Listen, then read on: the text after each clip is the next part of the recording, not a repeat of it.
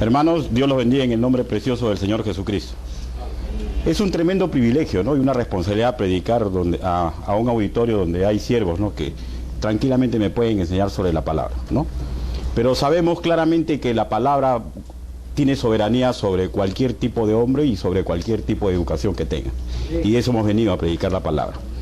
Pero antes de eso, haciendo hincapié a lo que ha dicho el pastor Walter, Cristopol es un ministerio evangelístico para eclesiástico dirigido a la policía del Perú.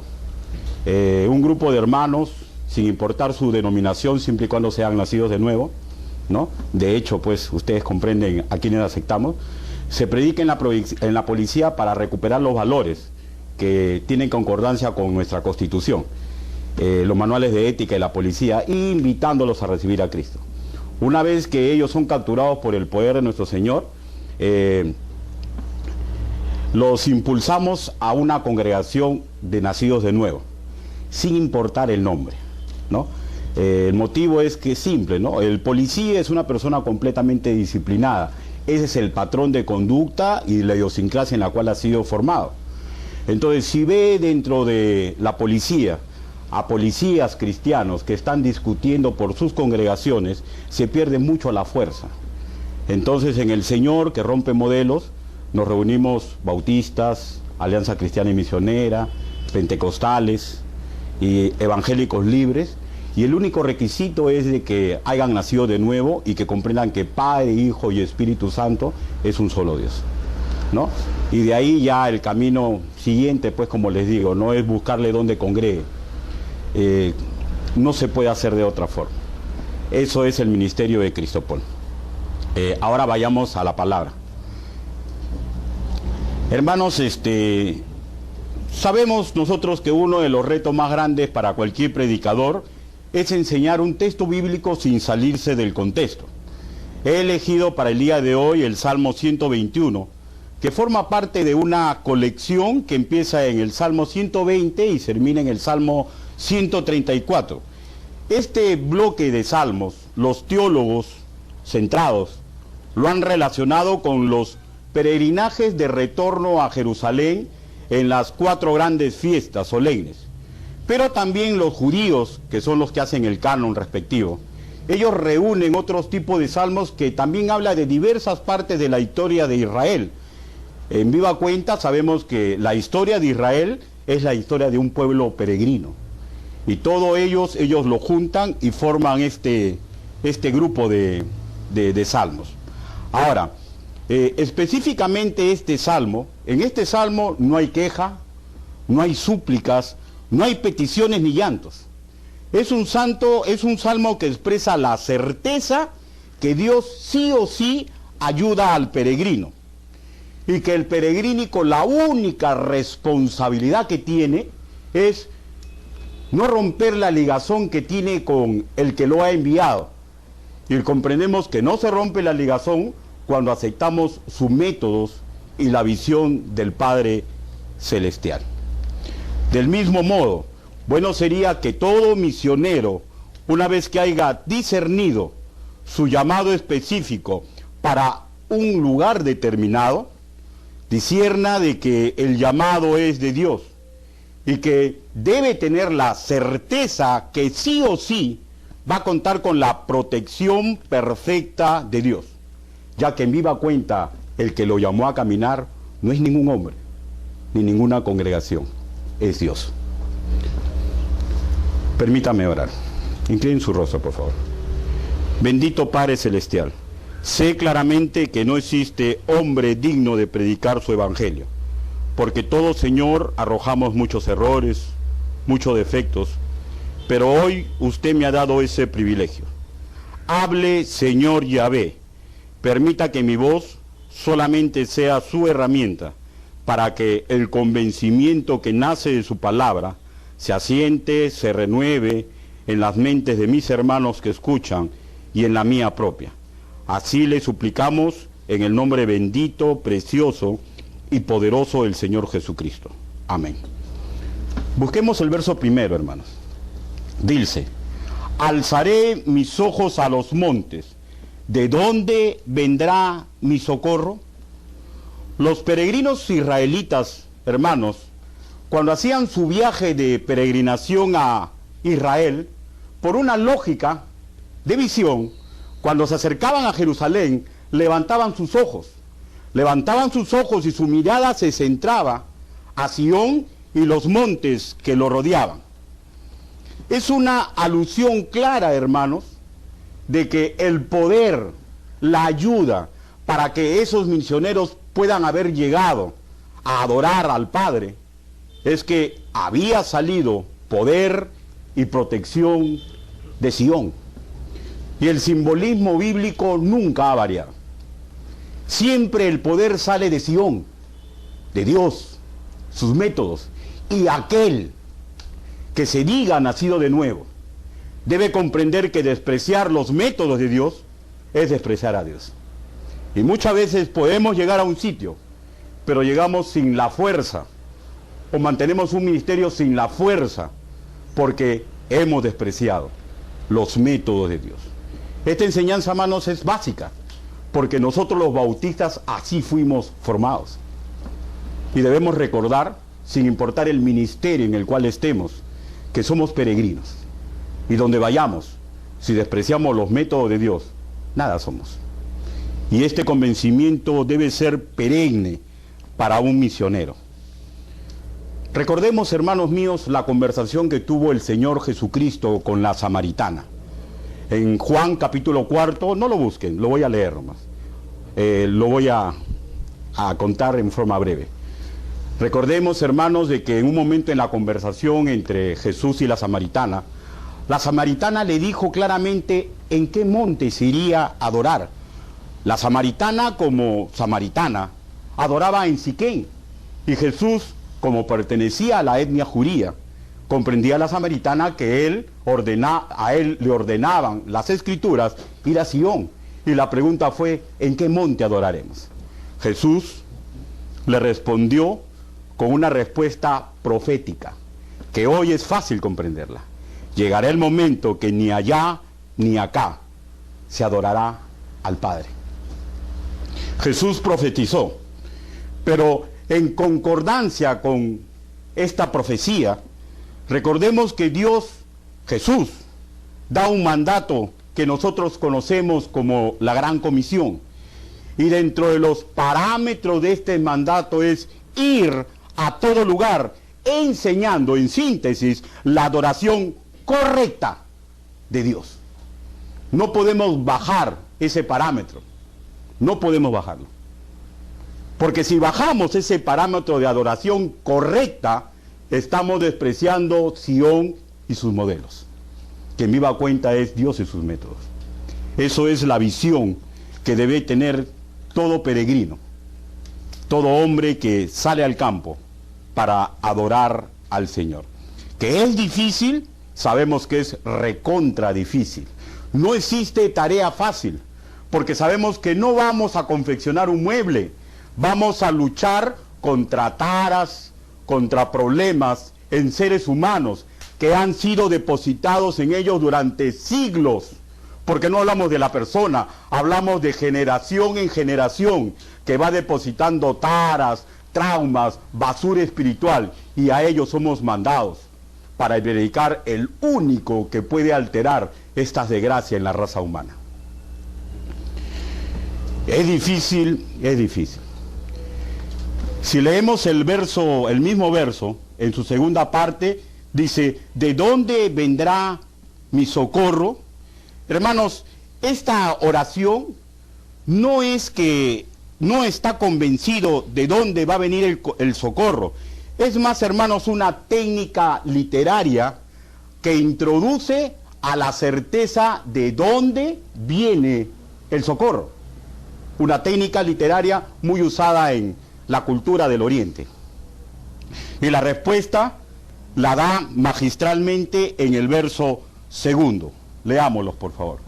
Mi socorro viene de Jehová, que hizo los cielos y la tierra.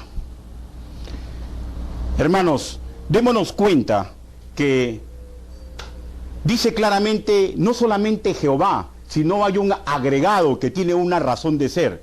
Porque aunque parezca redundante que Jehová es el que hizo los cielos y la tierra, trae la antípoda, trae la cuestión que debemos comprender que el que nos debe ayudar es el poder del Creador, mas no la creación. Y muchas veces, cuando se sale al campo misionero, muchas veces cuando se encara cualquier ministerio, más confiamos en la facilidad, en la inteligencia, en la economía de los creados. Y comprendemos que es una forma incorrecta de iniciar un ministerio. Si bien es cierto, no enseño, ni me enseñaron despreciar estrategias, despreciar lo que puede salir de un hombre, pero si nosotros perdemos la visión que el que nos envía es Cristo, hermanos, de nada valemos. Porque simplemente estaremos haciendo trabajo de hombres, con poder de hombres. Y estos versos deben hacernos recordar, hermanos míos, con temor y temblor, el ministerio que nosotros realizamos en cualquier sitio. Hermanos, la verdad del asunto es de que las cosas ocultas, tarde o temprano, salen a luz. Tarde o temprano. Y el Señor no nos ha llamado a vergüenza, nos ha llamado a triunfo. A triunfo. Porque yo soy un convencido que Él me protege y que protege y está en la capacidad de proteger a cualquier siervo de Dios. Leamos el verso 3. No dará tu pie al resbaladero, ni se dormirá el que te guarda. Hermanos, todos sabemos que el camino es difícil, lleno de peligros, acechanzas, dificultades, carencias, personas que contienden. No existe nada fácil. El camino siempre para el que transita en las cosas del Señor es difícil. Pero regresemos a la figura que tenemos del peregrino. El peregrino, hermanos míos, tenía un tremendo camino que recorrer. Usted lo sabe mejor que yo, dado el contexto histórico. No eran las épocas actuales. Eran épocas que ellos tenían que transitar partes agrestes y que para organizarse para defensa, de acuerdo a su economía, ellos contrataban beduinos o contrataban personas armadas para que los defiendan. Y los delincuentes, siempre a la ventaja, si veían que habían 20, atacaban 30. No era fácil. El camino era difícil. Pero ellos tenían la confianza de que Dios los iba a llevar a la adoración.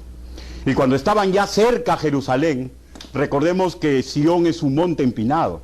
Por naturaleza, en algún momento del camino, el pie se resbala. En algún momento resbalamos, hermanos. Pero Dios cumple su promesa, porque que yo sepa, aquel que trabaja para Dios nunca deja de estar de la mano de Dios.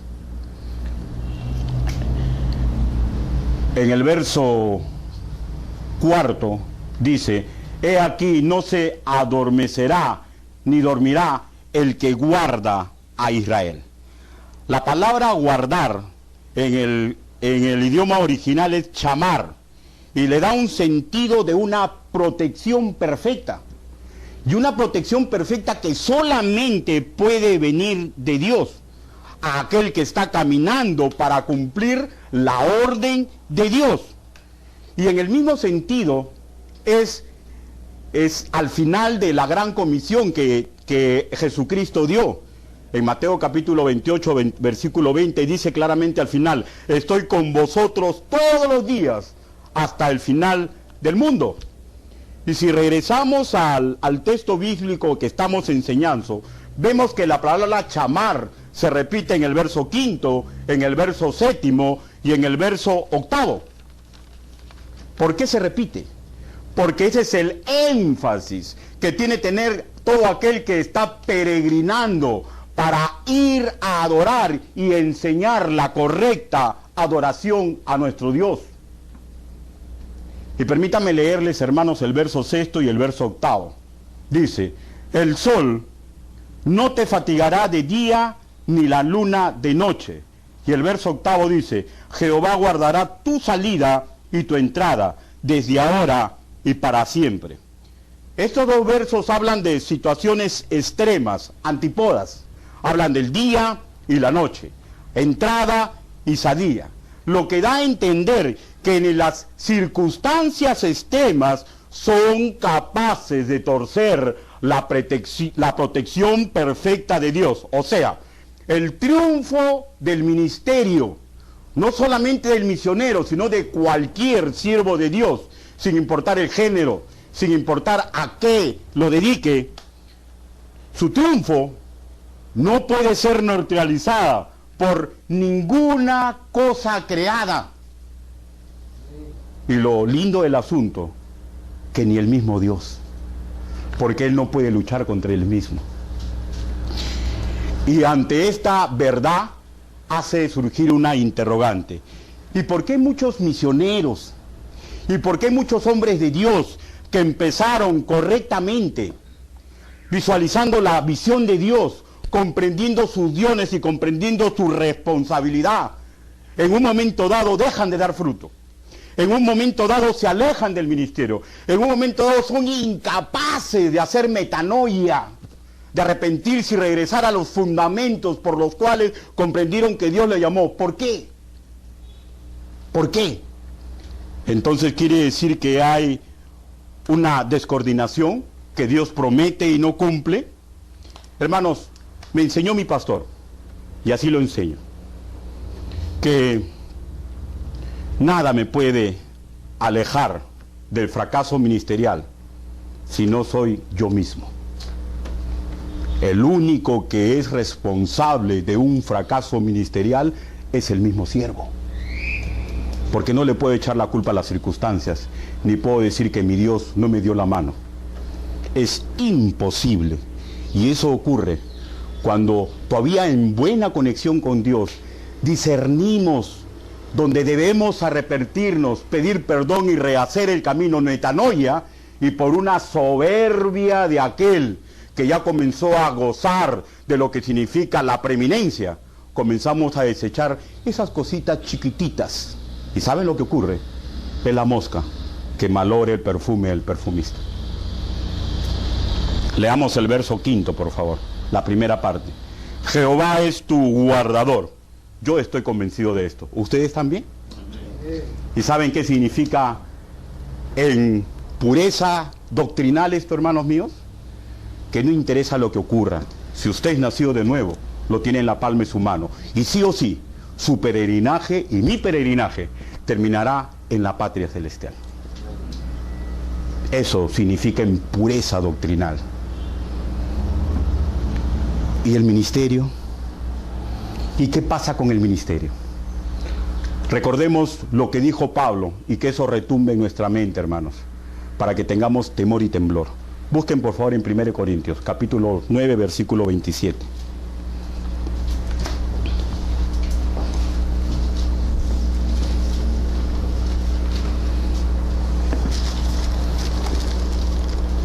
Primero de Corintios, capítulo 9, versículo 27.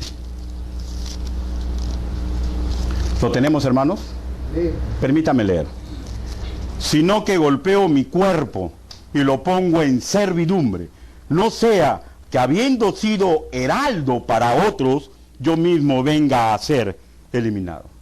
Hermano, y lo decía Pablo, que es referente de muchos de nosotros. Bueno, de repente alguno no, de repente alguno tiene correferencia a Juan o a Pedro, habló del buen sentido de la palabra, ¿no? Pero un referente, hermanos, dice lo que le puede suceder. Y la pregunta es, ¿nosotros seremos diferentes? Hermanos, cuando comenzamos a desechar una vida disciplinada, teniendo la base de las Escrituras, es el momento en que el triunfo ministerial, la posibilidad de un triunfo ministerial, se comienza a esfumar. Y lo más triste, que la práctica del pecado, así no lo vean los semejantes, así podamos seguir guardando una imagen política, una imagen política ministerial, hermanos míos, ya no servimos para nada. Lo digo con mucha tristeza. Y la única forma de retomar lo correcto es cuando hacemos metanoia. arrepentidos, humillados, nos presentamos ante las asambleas, nos presentamos ante aquel que hicimos pecar y pedimos perdón. Y he ahí lo difícil de aquel siervo que se ha alejado de los caminos antiguos. Hermanos, muchas veces por eso fracasan los ministerios. No hay otra solución, no hay otra respuesta. La única forma de retornar es tener metanoia. Verso 5, la segunda parte. Jehová es tu sombra a tu mano derecha. Jehová es tu sombra a tu mano derecha. ¿Cómo podemos enlazar este verso con el convencimiento que nace de los siervos que han comprendido, estudiado y asimilado las enseñanzas de Pablo? Este verso me hizo meditar, me hizo discernir, y quiero compartir ese discernimiento con ustedes. La mano derecha simboliza, lo dicen los teólogos, la capacidad del hombre, y agrego, del hombre diestro para hacer bien las cosas. Habla en sí de la capacidad humana que puede estar representada por sus ideas, por mis ideas, por la ayuda apetecible de otros hombres, sus estrategias, su dinero, en fin, de las capacidades humanas que no debemos rechazar.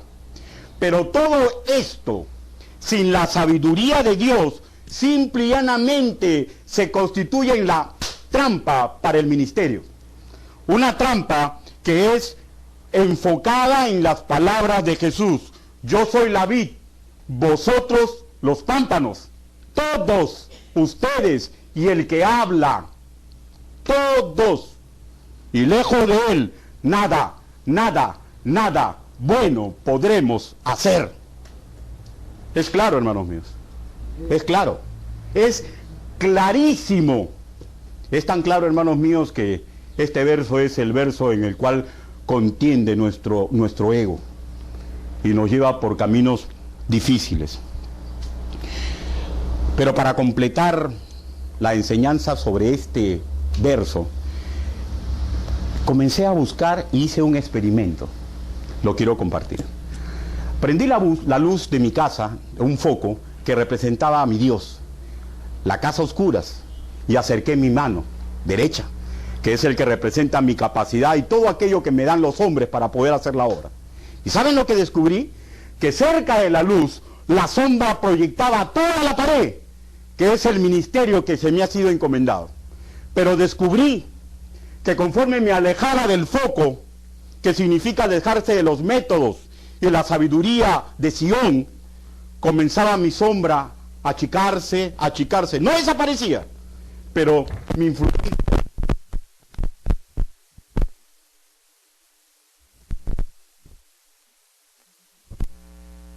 que todavía